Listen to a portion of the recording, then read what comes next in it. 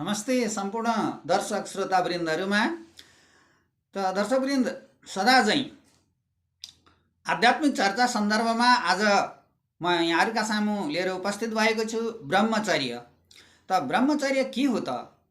ब्रह्मचर्य सामान्यतया भाषाको शब्द अनि अर्थलाई विचार गर्ने हो भने विशेष गरी अविवाहित रहनु अथवा गृहस्थ जीवनबाट टाढा रहनु भन्ने अर्थ सामान्य बुझाइमा लागेको पाइन्छ। तथापि गृहस्थ जीवनबाट टाढा रहँदैमा अथवा विवाह नगर्दैमा सन्तान जन्माएर बाबुआमा नबन्दैमा ब्रह्मचर्य हुने होइन दर्शकवृन्द। ब्रह्मचर्य विशेष गरी जो हाम्रो आध्यात्मिक धर्म विज्ञान दर्शनले दर्शाएको नीति नियम र आचरणमा रहेर अध्यात्मको चिन्तन गर्ने अथवा ब्रह्मको आचरण अथवा ब्रह्म चिन्तन गर्नेलाई वास्तवमा ब्रह्मचर्य भनिन्छ। त यसमा ब्रह्मचर्यको पालना भन्नाले सामान्य अर्थमा गृहस्थबाट टाढा रहने अनि पतञ्जलि योगका आधारमा अष्टाङ्ग योगको विधिद्वारा यम नियम अनि आसन प्राणायाम ध्यान धारणा सिद्धि समाधि यी जस्ता अष्टाङ्ग योगको विधिको आधारमा यी सबै योग आसनहरू पनि गर्ने अथवा नियमित यी आसनमा पनि रहने अनि ब्रह्म मुहुर्तमा उठ्ने अनि नित्य स्नान जप सन्ध्या अनि सूर्य अर्घ हवन तर्पण आदि गर्ने जुन हाम्रो आध्यात्मिक दर्शनले बताएको जुन विधि छ संस्कार छ यो ब्रह्मचर्यमा पालन गर्नुपर्ने हुन्छ। र दर्शकवृन्द, एउटा कुरा के छ भने सदा गृहस्थमा प्रवेशै गर्नु हुँदैन भन्ने जुन ब्रह्मचारी भन्ने शब्दको अर्थ लगाइएको छ त्यसमा अलिकति विवेचना अथवा समीक्षा गरौँ। अब विवाह नै गर्नु नहुने अथवा चाहिँ गृहस्थमा प्रवेशै गर्नु नहुने भन्ने अर्थ चाहिँ विभिन्न हाम्रा पुराण इतिहास र दर्शनले देखाए अनुसार नलाग्न पनि सक्छ। किनकि कतिपय हाम्रा आध्यात्मिक यस्ता पात्रहरू हुनुहुन्छ जो गृहस्थ जीवनमा रहेर अनि सन्तानका पितामाता बनेर पनि ब्रह्मचारी कहलाउनु भएको छ। हुन त दर्शकवृन्द, यहाँ भगवान शिवले गाँजा भाङ धतुरो खानुभयो, हामीले पनि खानुपर्छ भन्ने अर्थ यहाँ यसरी लाग्दैन। तथापि यो चाहिँ आचरणसँग सम्बन्धित भएको हुनाले जसले गृहस्थमा रहेर पनि यदि हाम्रो धर्म विज्ञान र दर्शनले बताए अनुसारका आचरणहरू नीति नियममा रहेको छ अथवा नित्य ब्रह्म मुहुर्तमा उठ्छ, स्नान अनि सन्ध्या सूर्य अर्घ जप होम तर्पण आदि गर्दछ, आफ्ना सारा नियमित वा दिनचर्यालाई पूर्ण गर्दछ, नीति संस्कारमा रहन्छ, ब्रह्मको अथवा चाहिँ अध्यात्मको चिन्तन गर्दछ, समाज कल्याणका निमित्त अलिकति भए पनि समय छुट्याउँछ, हात अगाडि बढाउँछ अनि गृहस्थी भए तापनि यी सारा आचरणमा यदि रहन सकेको छ भने ऊ वास्तवमा ब्रह्मचारी हो दर्शकवृन्द।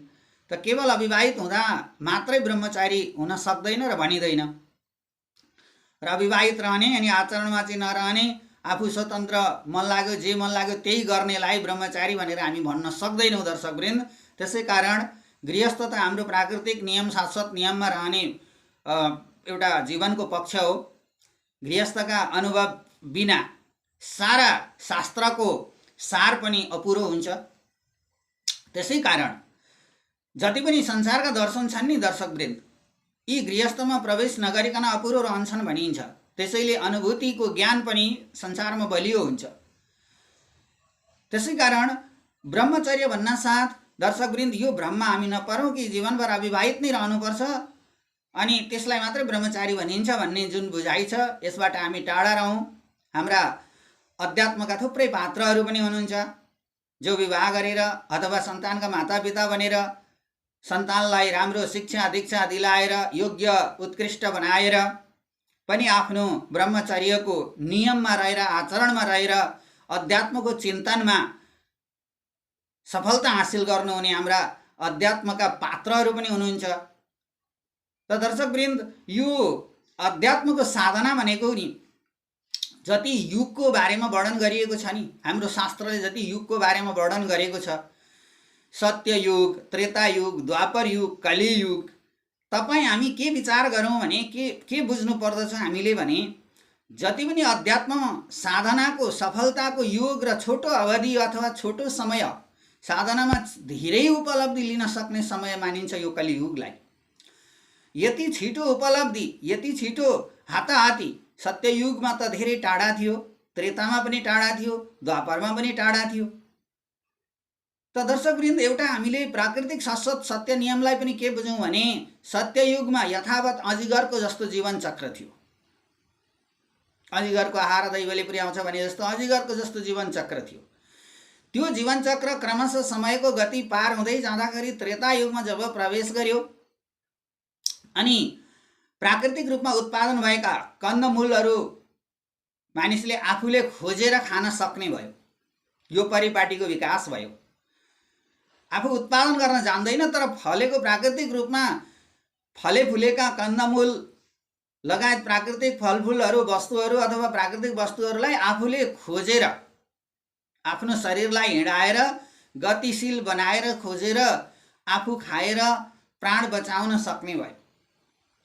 द्वापर युगमा गएर त्यसले पुगेन अनि त्यही मानिसले ती विभिन्न किसिमका अन्न फलफुल सागसब्जी लगायत उत्पादन गर्न सिक्यो अथवा जान्यो वा आफै उत्पादन गरेर खान थाल्यो भने दर्शकवृन्द कलियुगमा ती त्यसरी उत्पादन गरिएका वस्तु अथवा कृषिजन्य वस्तुलाई वा प्राकृतिक खनिज वा वस्तुलाई कलियुगमा आएर के गर्न थाल्यो त भन्दा प्रशोधन गरेर मानिसले विभिन्न प्रकृतिमा रूपान्तरण गरेर प्रयोगमा ल्याउन थाल्यो अथवा खान थाल्यो। यसरी समयको गति अनुसार रूपान्तरण हुँदैछ। अब जब हरेक वस्तुलाई प्राकृतिक वा खनिज वा जुनसुकै उत्पादित जुनसुकै वस्तु हुन् यिनीहरूलाई प्रशोधन गर्ने रूप अनि विभिन्न वस्तुमा आकार प्रकारमा रूपान्तरण गर्ने ज्ञान बुद्धि र विवेक यदि पलायो भने अवश्य पनि सत्य त्रेता द्वापर भन्दा कलियुग सिद्धिदायक युग मानिन्छ दर्शकवृन्द। त्यसै कारण अध्यात्मले इतिहासले अथवा पुराणले वा वेदले पनि यही बताएको छ। त्यसैले कलियुगलाई सिद्धिको युग मानिन्छ, साधना पनि सिद्धिको युग मानिन्छ दर्शकवृन्द। तपाईँ हामी अध्यात्मको चिन्तनमा लागौँ, कुनै न कुनै नयाँ स्फूर्ति हाम्रो हृदयबाट उद्गारित हुन्छ अनि मन र मस्तिष्कद्वारा शरीरभरि हाम्रो सञ्चार हुन सक्दछ। त्यसै कारण कलियुगलाई सिद्धिको युग मानिन्छ अनि ब्रह्मचर्य पालनको युग मानिन्छ। आफ्नो आचरण नीति नियम संस्कार र आदर्शमा रहन सक्यो भने अवश्य जीवनमा कुनै न कुनै नौला अनुभूतिहरू परिणामहरू प्राप्त हुन्छन् दर्शकवृन्द। सत्यमा जस्तो चाहिँ तपाईँको 12,000 वर्ष साधना गर्नुपर्ने, त्रेतामा आएर 8,000 वर्ष साधना गर्नुपर्ने, द्वापरमा आएर चाहिँ तपाईँको 5,000 वर्ष साधना गर्नुपर्ने, यस्ता नियमहरू कलिका लागि साह्रै नै सहज छन्। तपाईँ हामी कलियुग रूपी मानिसौँ। हामीमा एउटा अध्यात्म दर्शनको आधारमा अध्यात्म दर्शनले तोकेको नीति नियम संस्कार र ब्रह्मचर्यमा यदि हामी रहन सक्यौँ, आदर्शमा रहन सक्यौँ भने हाम्रा सारा कर्महरू साधनाका कर्महरू एकपछि अर्को गर्दै सिद्धि हुँदै जानेछन्। यस कुरालाई हामी बुझौँ। हाम्रो यो योगशास्त्र शारीरिक व्यायामदेखि लिएर ईश्वर प्राप्तिको अथवा साधना सफलताको एउटा अनुपम मार्गदर्शन हो दर्शकवृन्द। त्यसै कारण अब यो हाम्रो योगशास्त्र केवल शारीरिक व्यायाम स्वस्थ रहनको लागि ढाड कम्बर घुँडा दुख्यो होइन यसलाई आसन गरेदेखि निको हुन्छ भन्ने त यो एउटा हाम्रो भौतिक पाटो छँदैछ। यो त शाश्वत सत्य नै हो।